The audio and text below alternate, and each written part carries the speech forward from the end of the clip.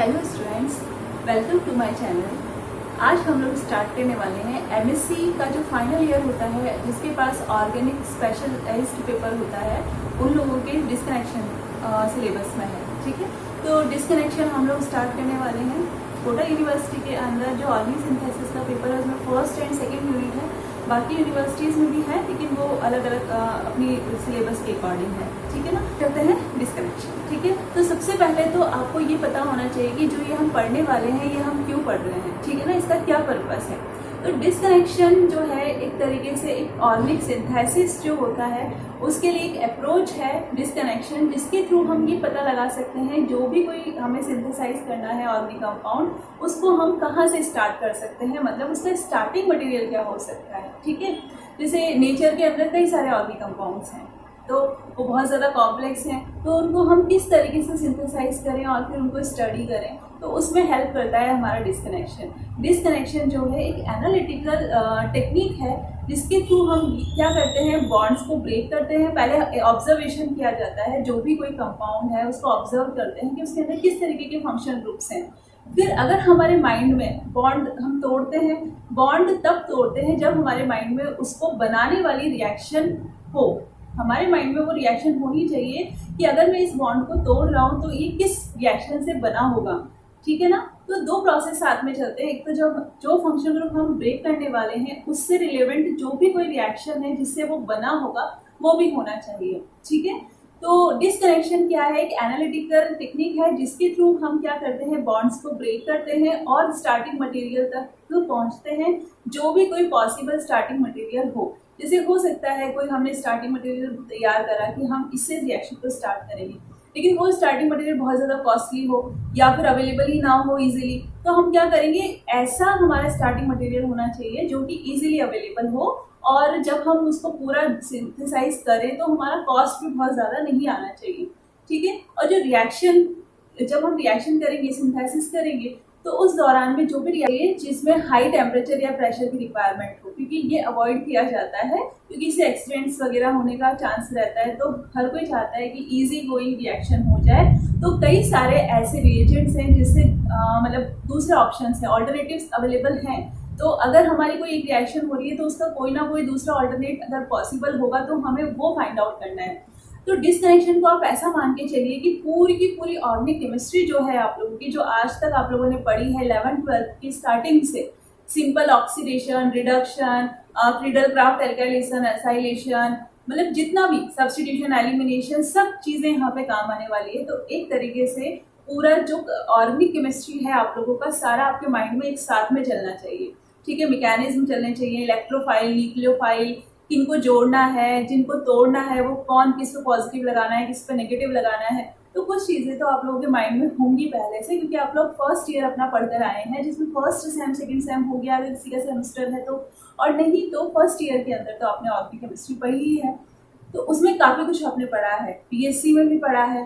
तो आपको माइंड में ये लेके चलना है कि जितना भी आपको आता है वो आपको यहाँ पे सब कुछ अप्लाई करना पड़ सकता है, मतलब सब कुछ अपने माइंड में होना चाहिए। अप्लाई उसमें से जिसकी ज़रूरत होगी हम वो करेंगे। ठीक है, तो डिस्कनेक्शन में क्या है, मेनली हम जो भी कोई कंपाउंड सिंथेसाइज करने वाले हैं उसका रिवर्स प्रोसेस है। ठीक है, डिस्कनेक्शन का सबसे पहले जो माइंड में आता है वो क्या है, रिवर्स स्टेप, और या क्या है, रिवर्स रिएक्शन। ठीक है ना, जो डिस्कनेक्शन होता है एक तरीके से क्या है, रिवर्स सिंथेसिस है। जो भी कोई हम रिएक्शन में प्रोडक्ट बनाते हैं, प्रोडक्ट से हमें कहाँ पर आना है, जो स्टार्टिंग मटेरियल हमने किया था उसी को डिस्कनेक्शन कहते हैं। ठीक है, तो डिस्कनेक्शन को समझने के लिए सबसे पहले तो कुछ इससे रिलेटेड एक दो सेंटेंस मैं आपको बताती हूँ, फिर एग्जाम्पल्स के थ्रू हम समझेंगे, छोटी छोटी टर्म्स को समझेंगे, फिर प्रॉपर मैं आपको डेफिनेशंस बताऊंगी कि इसमें जो भी टर्म्स यूज में आती हैं या जो एग्जाम्पल मैं दूंगी उस दौरान जो मैंने आपको बताई हैं वो प्रॉपर डेफिनेशन के साथ में मैं बताऊंगी। तो ये आपका इंट्रोडक्शन है आज की क्लास, जिसके अंदर जो भी टर्म्स हम यूज करते हैं और डिस्कनेक्शन का जो पर्पस है क्या है, थोड़ा सा आप लोगों को एक आउटलाइन समझ में आ जाएगी कि हम पढ़ने वाले क्या हैं। ठीक है, देखिए, it is an analytical approach. ये एक एनालिटिकल अप्रोच है जिसमें हम प्लान करते हैं सिंथेसिस को, जिसमें हम क्या करते हैं, इंक्लूड ब्रेकिंग ऑफ बॉन्ड्स को ब्रेक करते हैं, एंड कन्वर्जन, बॉन्ड तो ब्रेक कर रहे हैं, लेकिन हो सकता है कहीं पे बॉन्ड का फॉर्मेशन ना हो कि कोई एक ग्रुप हो जिसका हमें कन्वर्जन करना पड़ रहा हो, जिसके लिए हम यूज करेंगे एक word FGI, functional group inter conversion. ठीक है, इंटर कन्वर्जन के लिए यहाँ पे लिख दिया मैंने कन्वर्जन, मतलब बॉन्ड ब्रेक करने होंगे और कुछ कन्वर्जन्स भी करने होंगे, जिससे हम क्या कर सकते हैं, मॉलिक्यूल को हम पॉसिबल स्टार्टिंग मटेरियल के अंदर कन्वर्ट कर सकते हैं। ठीक है, एक बड़ा मॉलिक्यूल था, उसके बॉन्ड ब्रेक कर करके हमने 2 छोटे मॉलिक्यूल्स तैयार कर लिए जिनके बीच में हम रिएक्शन करवाने वाले हैं। ठीक है ना, तो जो भी कोई हम बॉन्ड ब्रेक करते हैं, सबसे इंपॉर्टेंट बात है कि उसका फॉर्मेशन हमारे दिमाग में चलना चाहिए, मतलब सिंथेसिस, कि वो किस तरीके से बना होगा, तभी हम उस बॉन्ड को ब्रेक करेंगे। अदरवाइज अगर हमारे माइंड में उससे रिलेटेड कोई रिएक्शन नहीं है तो हम उस बॉन्ड को ब्रेक नहीं करेंगे। ठीक है ना, हमारे माइंड में ये चीज चलनी चाहिए कि जिस बॉन्ड को हम ब्रेक करने वाले हैं वो बॉन्ड कैसे बना है। ठीक है, तो ये एक्चुअली है क्या, actually it is reverse synthesis. ठीक है, ये एक तरीके से है क्या, रिवर्स सिंथेसिस है। सिंथेसिस के अंदर 2 छोटे मटेरियल्स को लेके, 2 छोटे कंपाउंड्स को लेके हम बड़ा कंपाउंड बनाते हैं, जबकि यहाँ पे बड़े से हमें 2 छोटे कंपाउंड्स तक पहुंचना है। तो एक तरीके से ये क्या है, रिवर्स सिंथेसिस है। ठीक है, तो अब मैं आपको एक एग्जाम्पल लूंगी जिसके थ्रू आपको पूरा डिस्कनेक्शन समझाऊंगी। उसके अंदर आने वाली सारी छोटी छोटी जो पॉइंट्स हैं, की पॉइंट्स हैं, वो सारे के सारे, मतलब आपको वर्ड्स, टर्मिनोलॉजी इसमें क्या यूज की जाती है, वो सारी थ्रू एग्जाम्पल्स हम लोग समझेंगे। ठीक है, कंपाउंड हमें, जो भी कोई ऑर्गेनिक कंपाउंड हमें सिंथेसाइज करना है, सबसे पहले तो हम उसे कहते क्या है, सबसे पहले हम उसे कहते हैं टारगेट मॉलिक्यूल। तो फर्स्ट जो टर्मिनोलॉजी आपने सब सीखी वो क्या है, टारगेट मॉलिक्यूल कहते हैं जो भी हमें कुछ सिंथेसाइज करना है उस मॉलिक्यूल को। उसके बाद में हम लोग यहाँ पे जो डिस्कनेक्शन करेंगे उसके लिए जो हम एरो यूज करेंगे वो इस तरीके से, ये एरो हम यूज करते हैं। ठीक है, उसके अलावा हम जिस भी बॉन्ड को ब्रेक करने वाले हैं, जो बॉन्ड ब्रेक कर रहे हैं, तो उससे रिलेवेंट रिएक्शन हमारे माइंड में है। ठीक है, तो हमें यहाँ देखना है कि एक तो है NH2 ग्रुप और एक है एस्टर ग्रुप। तो एस्टर ग्रुप अगर आपको दिखाई देता है तो आपके माइंड में आना चाहिए कि एस्टरिफिकेशन हुआ है, मतलब एस्टर बना है। और एस्टर किससे बनता है, आप लोगों को पता होगा, एसिड और अल्कोहल के रिएक्शन से एस्टर बनता है। ठीक है ना, तो हमारे लिए हो गया कि हमें यहां से बॉन्ड को तोड़ना है। तो जब बॉन्ड को तोड़ा जाता है उसके लिए जो साइन यूज किया जाता है वो इस तरीके से वेव लाइक होता है, ऐसा। ठीक है, जिस भी बॉन्ड को हमें ब्रेक करना है वहां पे इस तरीके से वेव की तरह हम उसको शो करते हैं, मतलब ये बॉन्ड हम ब्रेक कर रहे हैं। तो CO बॉन्ड ब्रेक कर रहे हैं, मतलब क्या हुआ होगा, CO बॉन्ड का सिंथेसिस हुआ होगा। तो ये जो एरो होता है किस चीज के लिए होता है, रिवर्स सिंथेसिस के लिए। तो सिंथेसिस जब हुआ होगा तो क्या हुआ होगा, CO बॉन्ड का फॉर्मेशन हुआ होगा। क्या हुआ बना होगा, एस्टर बना होगा। ठीक है ना, और एस्टर किस किस से बनता है, एसिड और अल्कोहल से मिलके बनता है। ठीक है ना, ये वाला जो पार्ट है ये अल्कोहल से आया है और ये CO ग्रुप जो है ये एसिड से आया है। तो जब हम इसकी स्टार्टिंग मटेरियल, मतलब इसको बॉन्ड ब्रेक करने के बाद में जब बनाएंगे तो क्या बनेगा, यहां तो बनेगा एसिड और एक बनेगा इथेनॉल। ठीक है, अभी हमने जो यहां सीखा है वो क्या सीखा है, एक तो आपको फंक्शनल ग्रुप्स को देखना है कि कौन से फंक्शनल ग्रुप हैं, जिसमें अगर आपको ये पता चला कि एस्टर है तो एस्टर कैसे बना है, एस्टरिफिकेशन से बना है, जो कि एसिड और अल्कोहल की रिएक्शन से बनता है। और ये एरो यूज करते हैं डिस्कनेक्शन के लिए, उस एरो के ऊपर हम वो लिखते हैं जो सिंथेसिस के दौरान हुआ है। तो सिंथेसिस के दौरान CO बॉन्ड का फॉर्मेशन हुआ है तो हमने वही लिखा है। डिस्कनेक्शन करते टाइम इस तरीके से वेव लाइक साइन का यूज किया जाता है। जिस कंपाउंड को हमें सिंथेसाइज करना है, जिसका हम यहाँ डिस्कनेक्शन कर रहे हैं, उसको कहते हैं टारगेट मॉलिक्यूल। ठीक है, ये सारी चीज मैं आपको लिखवाऊंगी टारगेट मॉलिक्यूल डेफिनेशन से, लेकिन अभी हम केवल समझ लेते हैं। ठीक है, उसके बाद देखिए, एक तो ये बन गया हमारा स्टार्टिंग, एक मटेरियल तो कंपाउंड तो है ना, उसके अलावा हमारा ये है। तो ये भी हमें लैब में तो नहीं मिलेगा इजीली, तो हमें क्या करना पड़ेगा, हम इसको थोड़ा और छोटा कर सकते हैं। तो बेंजीन रिंग के ऊपर क्या लगा हुआ है, NH2 और COOH। तो आप लोग खुद सोच के देखिए, क्या NH2 लगा लगाया हो सकता है क्या, या हम बेंजीन रिंग के ऊपर NH2 को लगा सकते हैं क्या? तो बेंजीन जो होती है वो किसकी तरह बिहेव करती है? न्यूक्लियोफाइल की तरह बिहेव करती है। कि आपको पता होगा कि बेंजीन क्या होती है? एज ए न्यूक्लियोफाइल होती है, ठीक है, क्योंकि 6 पाई इलेक्ट्रॉन्स है इसके अंदर। तो NH2 जो होगा, NH2 माइनस होगा, और नेगेटिव चार्ज वाली स्पीशीज क्या होती है? न्यूक्लियोफाइल होती है। तो न्यूक्लियोफाइल पे न्यूक्लियोफाइल तो आके जुड़ेगा नहीं, तो मतलब ये तो नहीं हो सकता कि हम इसको यहां से तोड़ दें, क्योंकि NH2 माइनस को हम बेंजीन रिंग के ऊपर नहीं लगा सकते, ठीक है ना। तो हमें कुछ और सोचना पड़ेगा कि इसका क्या कर दें, हम कन्वर्जन कर दें। मतलब हम बेंजीन रिंग के ऊपर, आपके माइंड में ये चीज आनी चाहिए कि बेंजीन रिंग के ऊपर हम नाइट्रेशन कर सकते हैं, और नाइट्रेशन मतलब NO2 प्लस को लगाना, ठीक है ना।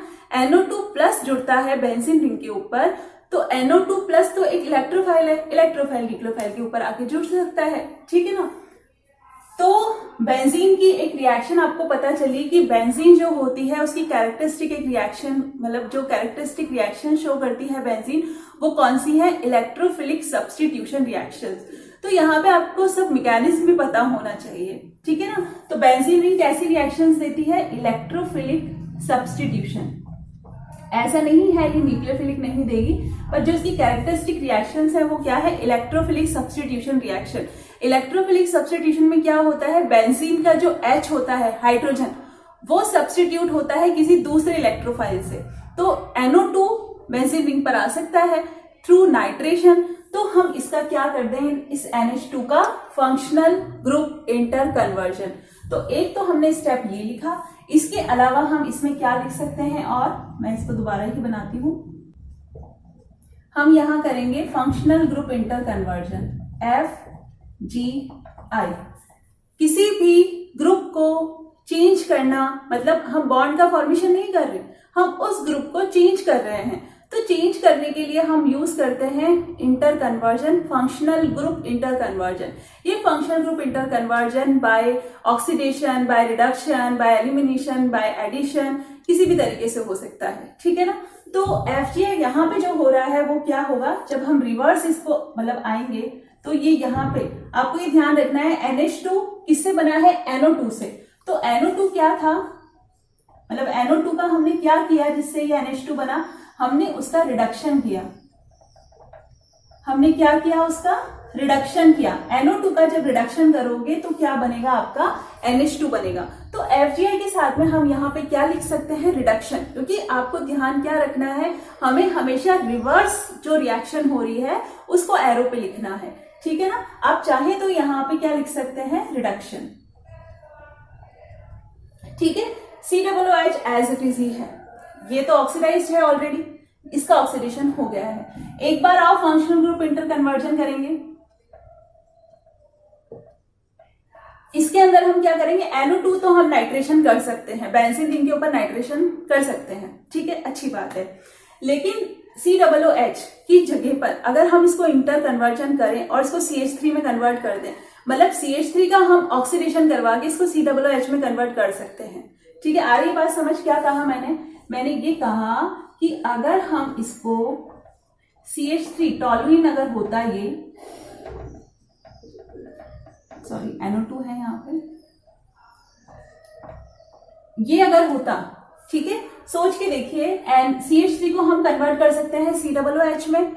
आ रहा है बात समझ में? तो इंटर कन्वर्जन जो हुआ है, CH3 का क्या हुआ है? ऑक्सीडेशन। फिर उस ऑक्सीडेशन का क्या कराया है? इधर NH2 ग्रुप का हमने रिडक्शन करवाया है, ठीक है ना। तो बात कहने की ये है कि ये क्या है? NO2 ग्रुप है। अभी मैंने आपसे कहा था कि हम NO2 प्लस लगाने वाले हैं बेंजीन रिंग पर। तो बेंजीन जो होती है वो एज अ न्यूक्लियोफाइल बिहेव करती है, लेकिन न्यूक्लियोफाइल की अगर न्यूक्लियोफिलिसिटी किसी रीजन से बढ़ती है तो वो तो और भी अच्छी बात है, क्योंकि आने वाला इलेक्ट्रोफाइल जो होगा वो फास्ट होगी रिएक्शन। तो यहाँ पे जो CH3 ग्रुप होता है, बेंजीन रिंग के ऊपर CH3 ग्रुप जो लगा हुआ होता है, तो उसका कौन सा इफेक्ट लगता है? Hyper conjugation. आप लोगों ने GOC जिस भी तरीके से पढ़ी है, अगर बहुत अच्छे से पढ़ी है तो अच्छी बात है, और अगर नहीं पढ़ी है तो आप लोग एक बार अपना रिवीजन कर लीजिए, उसका डिस्कनेक्शन पढ़ने के लिए आपको हेल्पफुल रहेगा, ठीक है। जैसे कि आपका इंडक्टिव इफेक्ट हो गया, हाइपर कॉन्जुगेशन हो गया, रेजोनेंस हो गया, जो भी आपका जितना भी मतलब जीओसी के अंदर आप लोग पढ़ सकते हैं, रिएक्शन मैकेनिज्म हो गया जिसमें आपने इलेक्ट्रोफिलिक, न्यूक्लियोफिलिक और सब्स्टिट्यूशन एडिशन रिएक्शन सारी की सारी, रीअरेंजमेंट वगैरह, वो सारा अगर आप लोगों ने एक जगह पढ़ा है फर्स्ट, वैसे सेमेस्टर सिस्टम के अंदर जो फर्स्ट सेमेस्टर होता है उसमें फर्स्ट यूनिट होती है, ठीक है।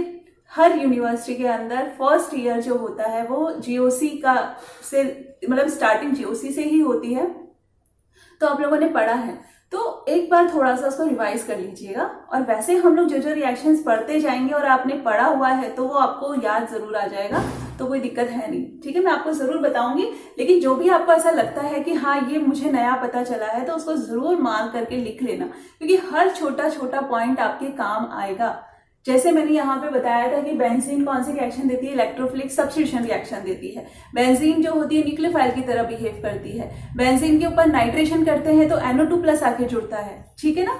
तो इस तरीके से यहाँ पे हमने COOH मतलब CH3 का क्या किया है, ऑक्सीडेशन किया है। तो FGI हमने लिखा है किसके लिए, इसके लिए। तो यहाँ पे यहाँ से यहाँ जब हुआ था तो क्या हुआ था, ऑक्सीडेशन, जो कि मैंने यहाँ पे लिख दिया है। आपको ये एरो मैंने बता दिया, ये एरो किस चीज को बताता है, रिवर्स सिंथेसिस को बताता है कि ये एरो हम क्या बता रहे हैं कि यहाँ से यहाँ जा रहे हैं, जबकि एक्चुअल में हम जो लिख रहे हैं वो क्या है, इससे इसको बनाने वाली चीज लिख रहे हैं, ठीक है। तो ये बात हुई। उसके बाद हम लोग अब क्या कर लें, इसका नाइट्रेशन कर लें। मतलब एरो तो ये लगेगा, ये वाला बॉन्ड टूटेगा, क्या हुआ है, नाइट्रेशन, ठीक है ना। नाइट्रेशन के लिए क्या हुआ होगा, बेंजीन रिंग के ऊपर NO2 ग्रुप आके जुड़ा होगा, ये हो गया। हम पहुंच गए टॉल्यूइन पे। टॉल्यूइन इजीली अवेलेबल होता है और बहुत ज्यादा कॉस्टली नहीं होता, तो बढ़िया एक स्टार्टिंग मटेरियल हमें मिल गया कि हम टॉल्यूइन हो गया एक तो हमारा, और एक ये स्टार्टिंग में बना था इथेनॉल। तो हमारे लिए 2 स्टार्टिंग मटेरियल हो गए जिनको लेके हम रिएक्शन को कर सकते हैं, ठीक है। तो ये देखिए अब हम क्या करते हैं, पहले तो हम लोग इसका पूरा एनालिसिस लिखते हैं, ठीक है, रेट्रो एनालिसिस लिखा होता है। उसके बाद में हम इसका सिंथेसिस लिखते हैं। जो प्रोसेस हमने इस तरीके से डिस्कनेक्शन करके लिखा है, पहले इस तरीके से लिखा जाता है, फिर उसका सिंथेसिस लिखा जाता है, ठीक है ना। तो आप लोगों को ये बात समझ में आ गई होगी जो भी मैंने बताई है। अब हम आगे मैं इसका लिख देती हूँ सिंथेसिस। हमारा स्टार्टिंग मटेरियल क्या बना था, टॉल्यूइन, है ना, ये आ गया आपका टॉल्यूइन। बच्चों एक बात कहूं मैं आपसे, डिस्कनेक्शन ऐसा नहीं है जिसको रटा जा सके, मतलब इसको रट नहीं सकते हो आप। कुछ चीजें हैं जो पॉइंट्स आप लोगों को उनको रटना पड़ेगा, जैसे कोई रिएक्शन हो गई कि ऑक्सीडेशन के लिए क्या लेते हैं, रिडक्शन के लिए क्या लेते हैं, कि ये बॉन्ड बनता है तो किस रिएक्शन के थ्रू बनता है, ये सब पढ़ सकते हो। लेकिन ये जो एक डिस्कनेक्शन है चैप्टर, इसमें अगर मान लीजिए आपके एग्जाम के अंदर कुछ कोई मॉलिक्यूल ऐसा आ गया जो आप लोगों ने नहीं पढ़ा, तो उसके अंदर आपको सब कुछ अप्लाई करना पड़ेगा जो आपने सीखा है, ठीक है। तो आप लोग इसको इस तरीके से पढ़िए कि आपको हर एक चीज को समझते हुए चलना है। रटने की चीजें तो अलग हैं, लेकिन समझना ज्यादा इंपॉर्टेंट है, ठीक है ना, क्योंकि यहाँ पे आप लोगों का विजन इंपॉर्टेंट है कि आप किस तरीके से सोचते हैं। एक ऐसा नहीं है कि एक ही पाथवे से हम सोच सकते हैं, हो सकता है आपकी एक फ्रेंड ने कुछ और सोचा हो और आपने कुछ और सोचा हो, लेकिन अगर रिएक्शंस हो सकती है तो कोई दिक्कत नहीं है, पॉसिबल है, ठीक है ना। तो आप लोग इसको अच्छे से समझते हुए चलिए। अगर आप लोगों को कुछ प्रॉब्लम आती है तो आप लोग कमेंट बॉक्स में मुझे कमेंट कर सकते हैं, ताकि मैं अगर आप लोगों का कुछ होगा कोई भी क्वेरी तो मैं उसको सॉर्ट आउट कर दूंगी। तो आप लोग प्लीज इसको अच्छे से समझते हुए पढ़िएगा। एक और इम्पॉर्टेंट बात जो मैंने स्टार्टिंग में नहीं बताई, जो बतानी चाहिए थी, इसके अंदर आप लोग बुक्स जो प्रेफर करेंगे, MSc के अंदर बुक पढ़ना बहुत जरूरी होता है, ठीक है ना। आजकल जो पैटर्न चल रहा है आप लोगों को भी पता होगा कोचिंग का, कोचिंग में पढ़ना अच्छी बात है, मैं भी एक तरीके से कोचिंग ही की टाइप ही है, लेकिन इम्पॉर्टेंट ये है कि कहीं से भी आप पढ़िए, नोट्स पढ़िए, समझ लीजिए, लेकिन बुक्स भी पढ़िए। बुक्स पढ़ना बहुत जरूरी है, क्योंकि जो भी बच्चा MSc केमिस्ट्री कर रहा है वो जरूर से या तो नेट देगा एग्जाम, नेट नहीं देगा तो वो कोई ना कोई कंपटीशन का एग्जाम तो जरूर फाइट करेगा, ठीक है ना। हो सकता है आप टीचिंग लाइन में जाओ और हो सकता है ना जाओ, कोई भी सिचुएशन हो, पर कंपटीशन का एग्जाम तो आप हर कंडीशन में देंगे ही सही। तो कंपटीशन का जो एग्जाम होता है उसके लिए कहीं बाद में हमें पता चलता है कि यार बुक्स पढ़नी जरूरी है, NCERT की एक लाइन पढ़नी जरूरी है।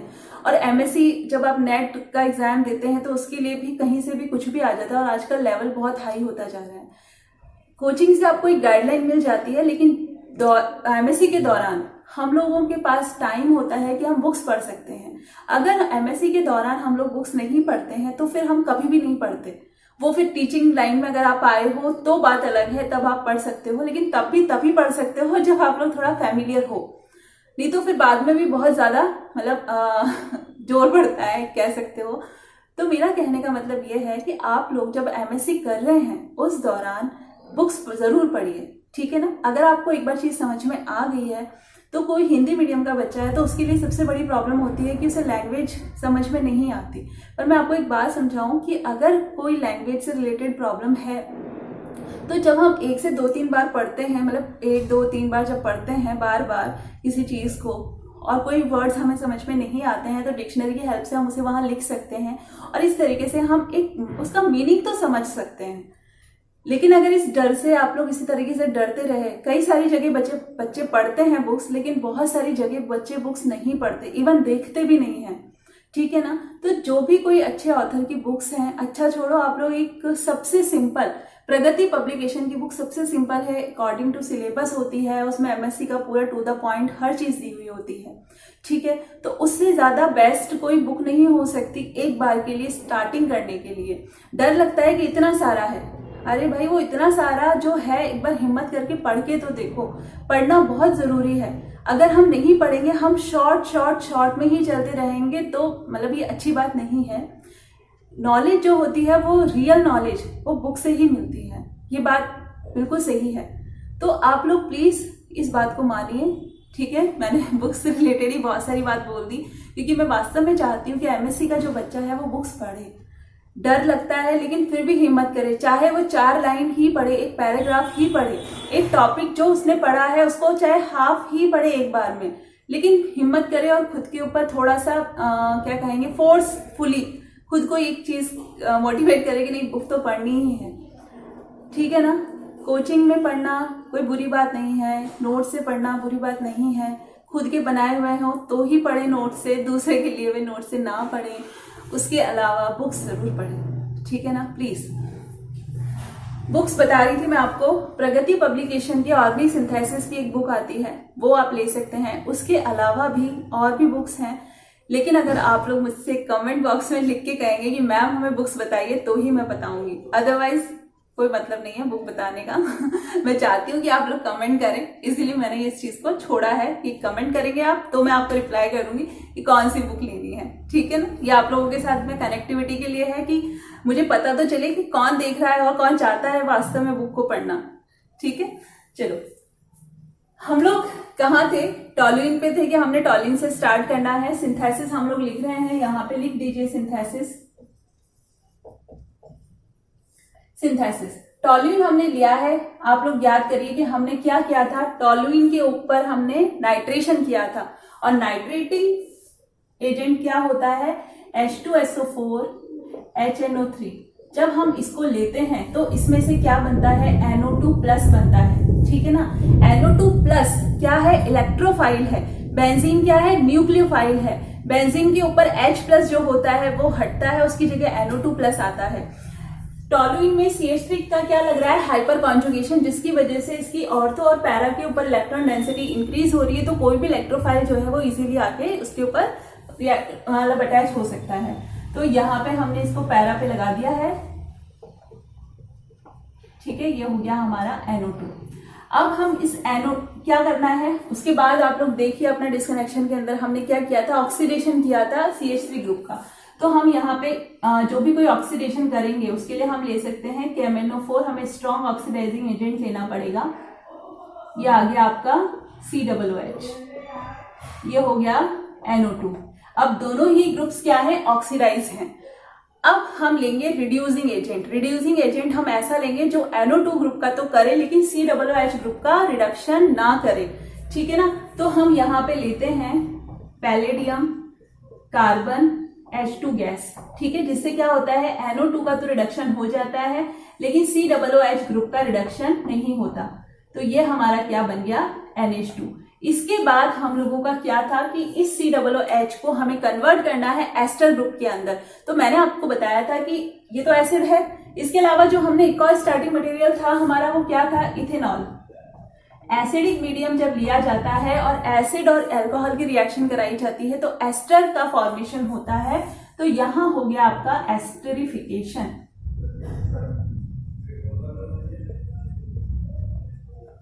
तो बस ये हमारा टारगेट मॉलिक्यूल रेडी है। ठीक है, आई बात समझ में। नाइट्रेशन करवाया, NO2 ग्रुप लग गया। KMNO4 क्या है, एक ऑक्सीडाइजिंग एजेंट है जो कि ऑक्सीकरण करता है, तो ये हो गया COOH। देन ये क्या है, रिड्यूसिंग एजेंट है या रिडक्शन के लिए जो माल मसाला लिया जाता है वो है, तो इससे हमारा इसका क्या हो गया, रिडक्शन हो गया। देन हमें इस COOH को एस्टर ग्रुप में कन्वर्ट करना है, तो ये क्या हो गया हमारा, जिससे हमारा एस्टर बन गया। एसिड और अल्कोहल के बीच में रिएक्शन होती है अगर एसिडिक मीडियम के अंदर, तो एस्टर का फॉर्मेशन होता है। ठीक है ना, तो हम टारगेट मॉलिक्यूल तक पहुंच गए। टारगेट मॉलिक्यूल है ये। तो ये मैंने आपको एक एग्जांपल से थोड़ा सा आपको बताया है कि डिसकनेक्शन एक्चुअल में होता क्या है। ठीक है, इसके अलावा अब मैं आप लोगों को कुछ टर्मिनोलॉजीज बताती हूँ जो इस डिसकनेक्शन के अंदर बार बार आएंगी, जिनसे आप लोग फैमिलियर होने चाहिए। ठीक है, हम टर्मिनोलॉजी पढ़े उससे पहले आप लोगों को सिंथॉन को भी समझ लेना चाहिए, उससे आपको इसको डेफिनेशन को लिखने में थोड़ा सही रहेगा, मतलब कुछ ही समझ में आनी चाहिए पहले। देखिए, सिंथॉन्स हमारे यूज में आते हैं, वर्ड सिंथॉन। तो सिंथॉन होता क्या है उसको समझने के लिए एक रिएक्शन है, सिंपल सा एक डिस्कनेक्शन है। ये टारगेट मॉलिक्यूल है। टारगेट मॉलिक्यूल तो समझ में आ गया है ना, क्या है, मैंने इसकी TM की फुल फॉर्म क्या है, टारगेट मॉलिक्यूल। ठीक है, टारगेट मॉलिक्यूल क्या है, जिसे भी हम सिंथेसाइज करने वाले हैं वो मॉलिक्यूल है। तो ये टारगेट मॉलिक्यूल है हमारा।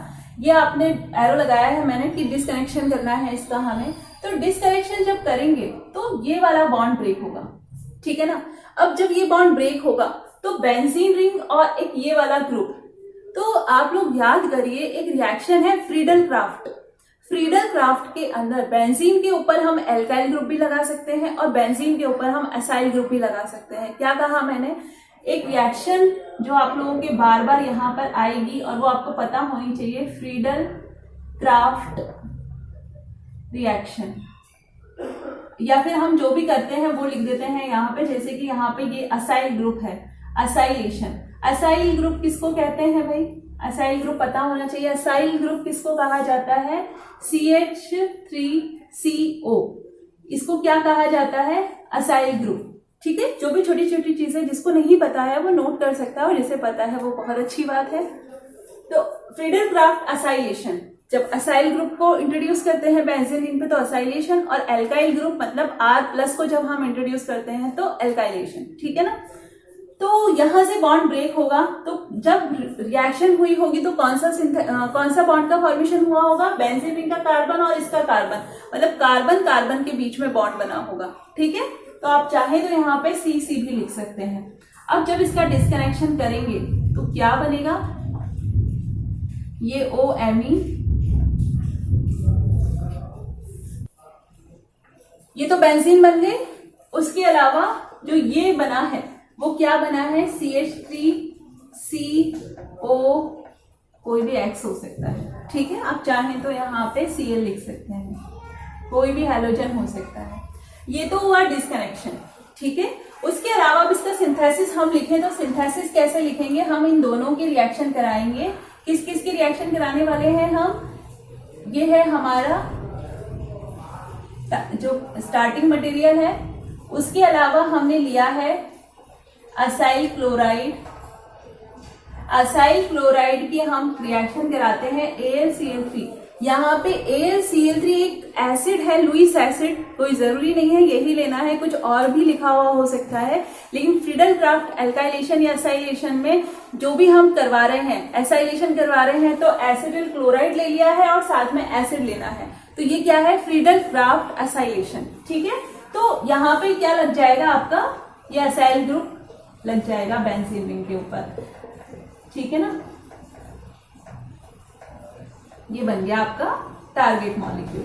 ठीक है, तो ये तो मैंने आपको एक सिंपल सा प्रोसेस बताया। इसको बताने के पीछे जो मेरा पर्पस है वो सिंथॉन्स है, कि मैं आपको सिंथॉन समझाना चाहती हूँ। तो देखिए, यहाँ पे दो तरीके हैं, जब ये बॉन्ड यहाँ से टूटता है तो दो तरीके के साइंस हम इन पे लगा सकते हैं। एक तरीका तो ये है कि हम बेंजीन रिंग के ऊपर कौन सा साइन लगाएं, पॉजिटिव साइन लगाएं, और ये जो आपका साथ में बना है इसके ऊपर कौन सा साइन लगाएं, हम नेगेटिव साइन लगाएं। ठीक है, एक तो तरीका ये है। दूसरा तरीका क्या है कि हम इसके ऊपर नेगेटिव साइन लगाएं और जो ये दूसरा हमारा असाइल ग्रुप है इसके ऊपर हम लोग पॉजिटिव साइन लगाएं। ठीक है, तो दो तरीके से हमने इसको बॉन्ड को ब्रेक किया है। एक तो है हमारे पास कि हम इस तरीके से बॉन्ड को तोड़े, एक हमारे पास रास्ता है कि हम इस तरीके से बॉन्ड को तोड़े। ठीक है ना, तो आप लोग देखिए, मैंने आपसे कहा था कि जो बेंजीन होती है एक न्यूक्लियोफाइल की तरह बिहेव करती है, वो इलेक्ट्रोफाइल इसके ऊपर आता है। ठीक है, इस ग्रुप का क्या लगता है, OMe का क्या लगेगा, आप लोगों को इफेक्ट पता होना चाहिए। बेंजीन रिंग के ऊपर अगर OMe लगा हुआ है तो इसका लगता है +R। ठीक है ना, +R से मतलब है कि इसके ऊपर इलेक्ट्रॉन डेंसिटी इंक्रीज करेगा बेंजीन रिंग के ऊपर, तो कोई भी इलेक्ट्रोफाइल आके ऑर्थो या पैरा पे लग सकता है। तो यहाँ पे अगर हम इसको देखें तो बेंजीन रिंग के ऊपर पॉजिटिव चार्ज नहीं आ सकता क्योंकि ये न्यूक्लियोफाइल है और न्यूक्लियोफाइल के ऊपर नेगेटिव चार्ज आता है। तो आप लोगों को ये वाला तो तरीका सही नहीं है, ये तरीका सही है कि बेंजीन जो होती है एक न्यूक्लियोफाइल की तरह बिहेव करती है और एसिटाइलेशन हम करवा सकते हैं थ्रू फ्रीडल क्राफ्ट एसाइलेशन। ठीक है ना, तो हम लोगों को इस तरीके से बॉन्ड को नहीं तोड़ना है जिसमें बेंजीन के ऊपर पॉजिटिव चार्ज आए। हमें जब भी बेंजीन को इस तरीके से बॉन्ड को ब्रेक करना है तो बेंजीन के ऊपर नेगेटिव चार्ज ही आएगा, क्योंकि बेंजीन जो होती है एक न्यूक्लियोफाइल की तरह बिहेव करती है, इलेक्ट्रोफाइल की तरह बिहेव नहीं करती। ठीक है, तो जो बात थी समझाने की वो सिंथॉन थी। तो आप लोगों को यहाँ पे क्या बताया मैंने, जो ये आयंस बने हैं, जो सिंथॉन होते हैं वो होते ही क्या है, आइडियलाइज्ड फ्रैगमेंट्स होते हैं। फ्रैगमेंट्स मतलब पॉजिटिव और नेगेटिव आयंस होते हैं, कैटायन या एनायन होते हैं। तो ये एनायन और कैटायन जो बने हैं इन्हीं को हम क्या कहते हैं, सिंथॉन कहते हैं। आई बात समझ में? देखिए बच्चों, ये हमने क्या बनाए हैं, सिंथॉन बनाए हैं। ठीक है, आप लोगों ने नोट कर लिया होगा कि बेंजीन रिंग के ऊपर कभी भी पॉजिटिव चार्ज हमें नहीं लगाना है, हमेशा बेंजीन के ऊपर नेगेटिव चार्ज ही आता है, क्योंकि जो बेंजीन होती है ऐसा न्यूक्लियोफाइल बिहेव करती है। ठीक है, तो बेंजीन इस तरीके से ये जो दो बने हैं कैटायन और एनायन, आइडियलाइज्ड फ्रैगमेंट्स ही क्या होते हैं, सिंथॉन्स होते हैं, जो कि कैटायन और एनायन बनते हैं। लेकिन रिएक्शन के अंदर ये तो हमें नहीं मिल सकते कि एक बॉटल के अंदर कैटायन और एनायन पड़े हुए हैं, तो इनको हमें ऐसे रिएजेंट्स के अंदर कन्वर्ट करना है जिनके थ्रू हम रिएक्शन करवाते हैं। तो अब हम इन्हें किस में कन्वर्ट कर देते हैं, इनके काउंटर पार्ट्स हम लगा देते हैं। तो बेंजीन जो होती है इसके ऊपर हम हमेशा हाइड्रोजन ही लगाते हैं। तो बेंजीन के ऊपर हाइड्रोजन अगर हम लगा रहे हैं, मतलब कार्बन से हम ज्यादातर जनरली हाइड्रोजन लगाते हैं। और अगर इस तरीके का है कोई जिसके ऊपर पॉजिटिव चार्ज है, साइड ग्रुप है, तो उसके ऊपर हम क्या लगाते हैं, हेलोजन लगाते हैं। पॉजिटिव साइन के साथ हम हेलोजन लगाते हैं और बेंजीन के ऊपर हम कोई हाइड्रोजन लगाते हैं, क्योंकि बेंजीन तो है न्यूक्लियोफाइल, नेगेटिव साइन के साथ पॉजिटिव लगाना है और पॉजिटिव के लिए बढ़िया ऑप्शन है हाइड्रोजन।